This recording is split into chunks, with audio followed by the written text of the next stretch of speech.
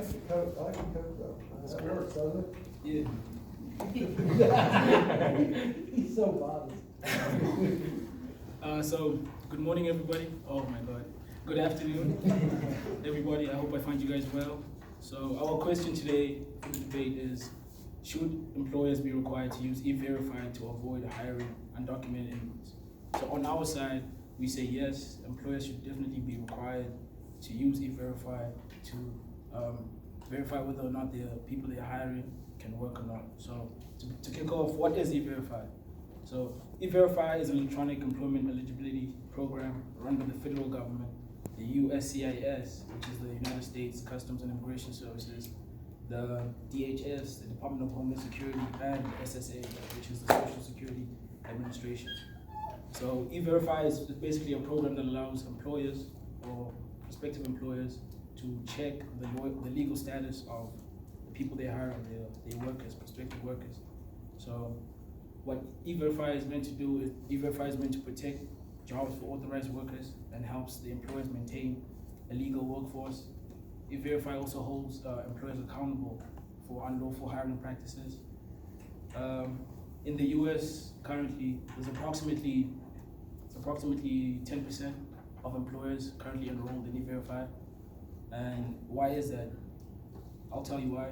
That's because illegal immigration or illegal workers reduce operational costs for the employer. So by paying these people less, you reduce the money you have to put into inputs, therefore increasing your revenue and your outputs.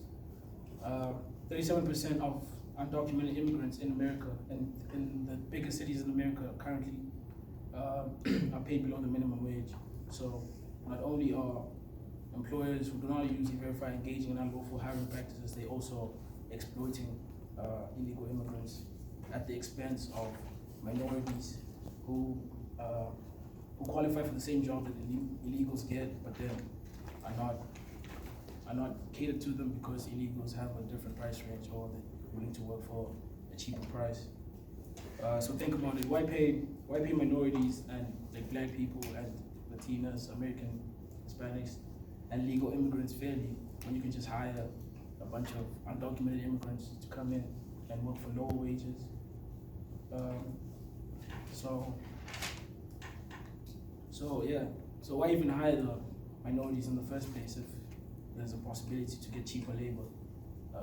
Since there's a big pool of illegal labor force out there that can be exploited. So therefore, if you do not support the adoption of E-Verify by all companies across America, then you're indirectly supporting the exploitation of undocumented immigrants at the expense of minorities and legal immigrants like myself. Thank you. Good. Mod for his 6-minute proof. Jacob ready? Honorable Professor, respected opposing team, and fellow students. Ever since the E-Verify came into existence some years ago, its implementation was always one of the main focuses of the government, and sadly that they never managed to fully implement the system. Right now, only 20 out of 50 American states use E-Verify, where employers are required to do so. But just some of the pros of E-Verify are first that it tackles the problem of illegal immigration in the very beginning. E-Verify humanly reduces incentive for workers to come here illegally, as they are aware of the fact that right now there is way more effort put into realizing their immigrational status. So E-Verify, as I said, helps the illegal immigrants as well, because we had an example a few years ago where ICE fined around 5 to 6 illegal immigrants around the state with fines up to $500,000 for not leaving the country in time. When illegal immigrant is identified in the very beginning of his stay in the United States, the fine he gets is he gets banned from entering the United States of America for 3 to 5 years.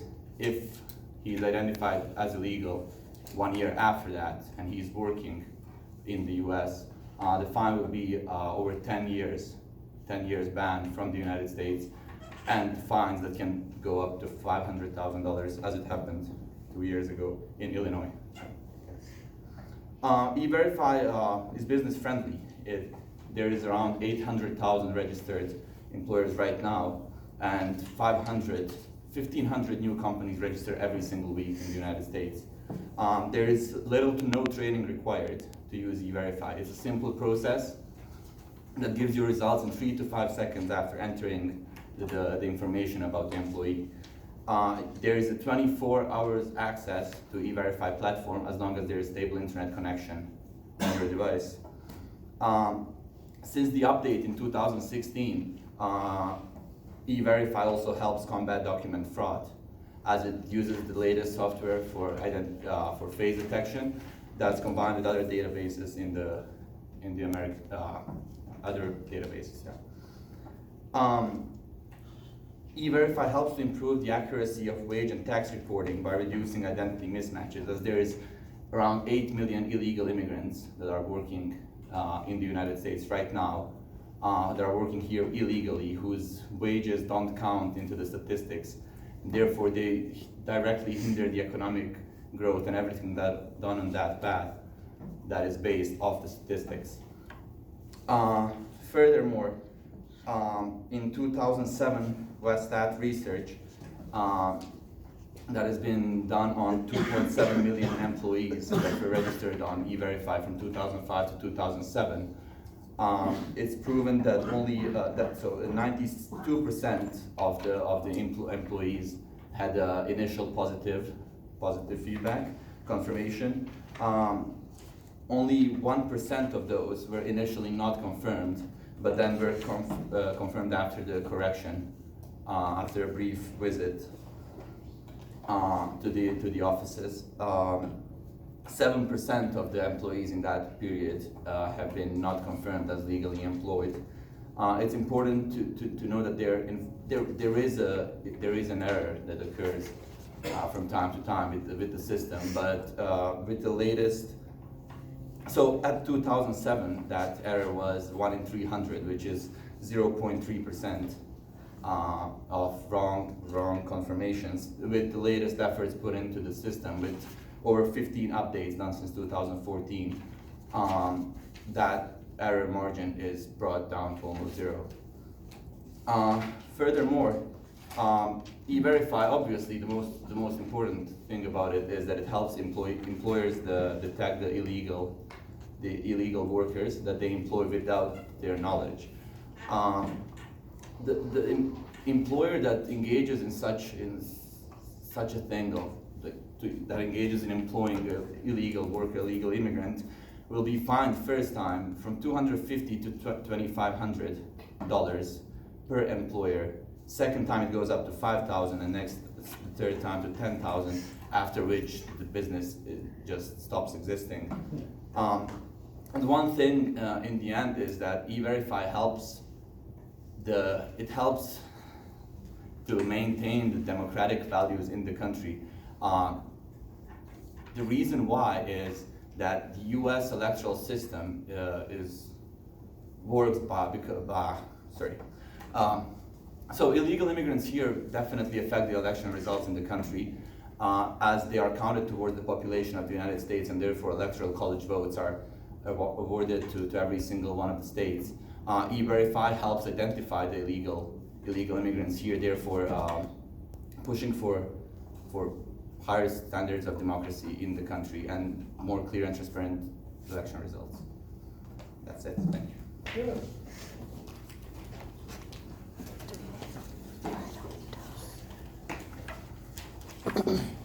Now for Mia for her 6-minute chat.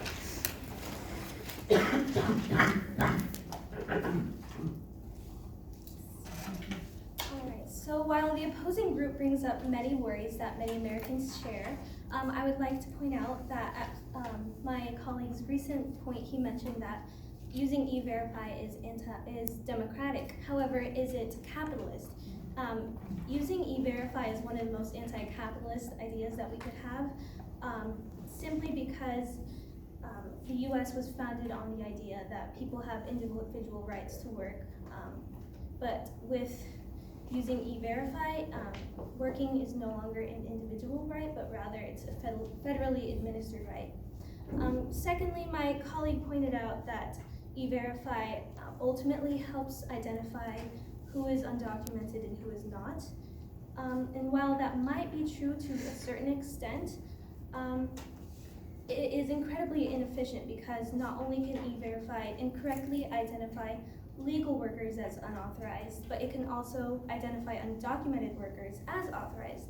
According to a US Citizen Immigration Services ordered audit of E-Verify conducted by the research firm Westat, an estimated 54% of unauthorized workers submitted to E-Verify were incorrectly found to be authorized, just simply because of document fraud. Secondly, my colleague mentioned that using E-Verify prevents employers from hiring undocumented workers. However, this is not the case because a lot of employers choose to ignore E-Verify laws. By looking at a data set from the Department of Homeland Security and the US Census, since January 2008, all employers in Arizona have been mandated to use E-Verify. However, from 2008 to 2013, only 50.1% of all the new Arizona hires were actually part of E-Verify.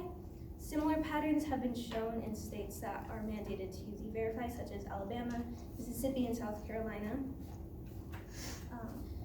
In addition, in 2018, the Department of Homeland Security had enrolled almost 800,000 employers in E-Verify, and amounting to 13.5% of all employers in the United States. But this means that 86.5% of US employers refuse to use E-Verify.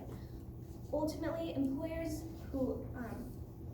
most employers who don't use E-Verify do so because, and they know that their workers are undocumented, but they choose to ignore the E-Verify requirements because they would prefer to hire immigrants that have not necessarily good working conditions, but probably not very good benefits, and they work for lower wages. You guys also pointed out that E-Verify prevents document fraud. However, there are so many loopholes. For instance, Jim Harper, a senior fellow at the Cato Institute, describes one of the loopholes when he says that E-Verify cannot tell the employer, for instance, that the Social Security number handed to him by a Hispanic worker actually was the Social Security number of a deceased 11-year-old girl from Minnesota who died decades ago, because E-Verify does not check death records. In your guys' prof, you said that E-Verify decentivizes immigration, however, or undocumented immigrants to join the workforce. However, E-Verify actually incentivizes undocumented workers to work even harder and to find ways around the E-Verify system, like using fraud. Wages for undocumented immigrants in Arizona, which has the mandate for E-Verify, shows that so Arizona has the mandate for E-Verify, but the wages declined 8% for men and 1% for women. So actually, E-Verify, so this is a really small change in the wage gap, because a lot of immigrants come to the United States in general, and ultimately they'll get a 200% increase in wages just from coming to the United States. And then having E-Verify doesn't make that number much smaller. And it doesn't help significantly reduce wages for those working in the country without proper documentation. Another point my colleague mentioned was that they mentioned that, yeah, there are inaccuracies. However, these inaccuracies come at a heavy cost. It falsely identifies legal workers as undocumented. According to the Director of Immigration Studies of the Cato Institute, Alex Novosti, Each time this mistake occurs, it costs about $147 to fix, while that might only happen 5% of the time. Each time it does, it comes at a heavy cost. And overall, the Pew Research Center shows that there are more than 157 million people that are part of the workforce. If E-Verify incorrectly identifies those people just 1% of the time, that's 1.5 million people. That's basically the state of Idaho having to entirely fix their personal information in the system. Good. Hey, Nod, finish this up, your 3 minutes of fame. There's been a lot of points made, and I obviously cannot answer to all of them in these 3 minutes, but I'll do my best to answer all the ones I managed to write down. Okay, from the beginning, there was a claim that we have an incorrect identification of the workers that are there legally being mismatched as illegal workers, and workers that are here illegally being matched as legal workers. As claimed before, statistics also in the end, like there was a point in the end that adds up to it, that if 1% of the workforce is mismatched, that's population of Idaho. First of all, it's the margin error in the statistics in 2007. Before all, there was 15 updates since 2014. God knows how many from 2007. And back in 2007, where this system was not as advanced as now, the margin error was not 1%, it was 0.3%, which is more than 3 times smaller than it. And even at that point, 1.3% error goes even more down after, since all of the workers are able to question the ruling and able to appeal to the decision. Further,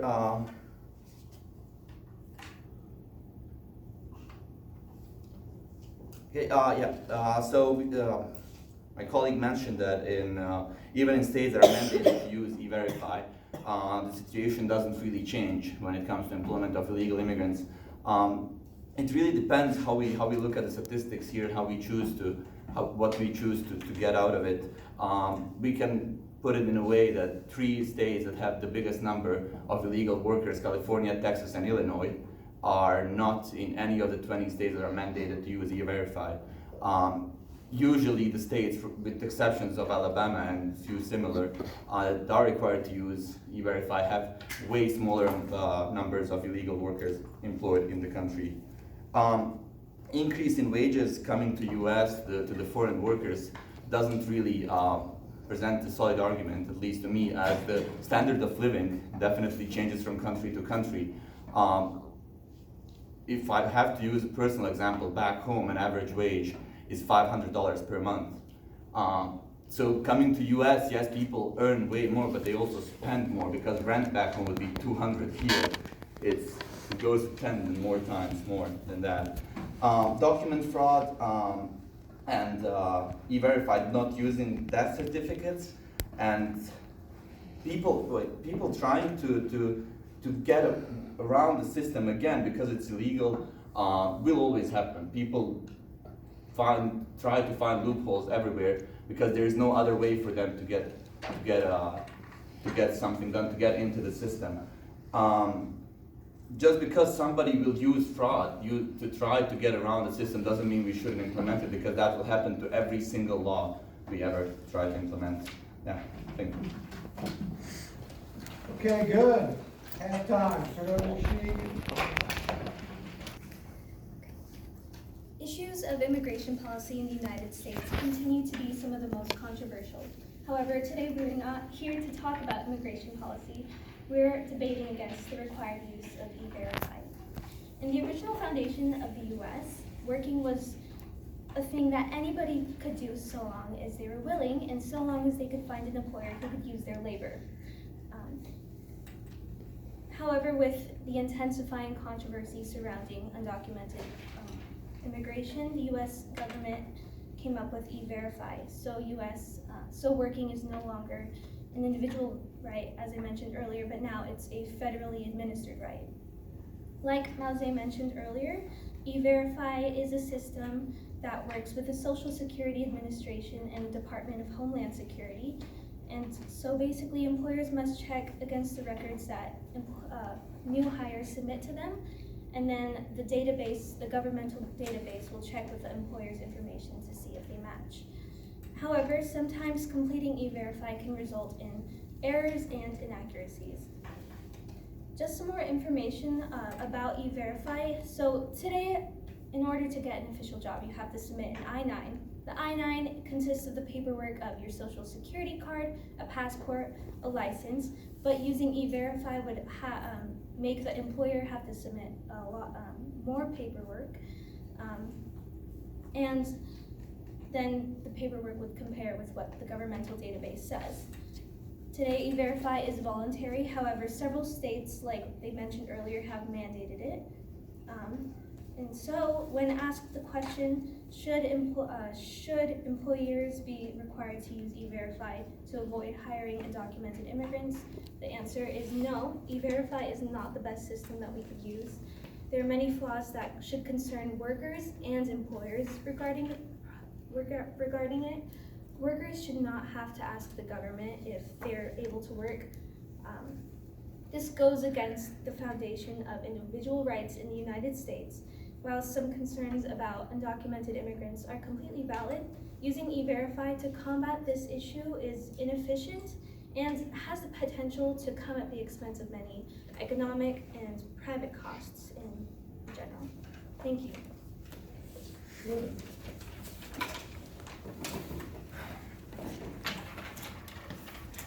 Now, finally, we can hear from Tyler.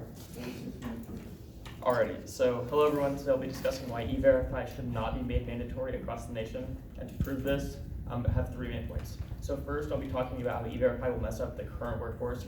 Second, I will explain how implementing E-Verify is costly to both businesses and employees. And finally, I'll prove how E-Verify is an inaccurate and overall just bad system. So my credential 1, requiring E-Verify would cause a mass backup in the current legal workforce. So let's just start with some quick math. So according to the census, the labor force in the United States is 160 million documented legal individuals. If E-Verify was to be required, then all of these individuals would have to be verified again at their current job. At its best, E-Verify will identify a legal worker as illegal roughly 6% of the time. And I know they provided a different statistic, but ours is from the Cato Institute. I didn't hear a source for theirs, so I'm just gonna stick with mine because that's what's in here, so I'm sticking with it. So this may not sound like a large number, but it starts adding up. When you compute this, it means there will be at least 9%